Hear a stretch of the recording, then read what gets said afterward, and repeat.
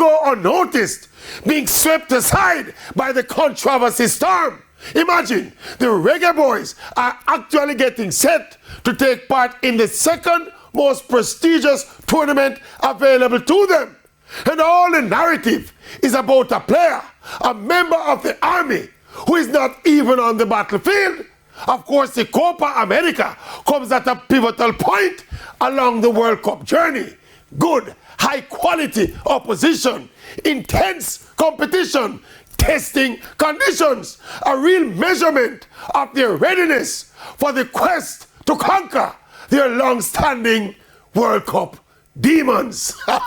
Simply put, this is a good and timely opportunity to build the understanding, chemistry, and camaraderie in the team ahead of the resumption of the World Cup qualifiers. So we should not take this Copa America mission lightly as we continue our unequivocal support of the Reggae Boyz. You notice, me not call a certain name. You me not call such man name. It's all about the Reggae Boyz, and the Maverick did not call Leon Bailey's.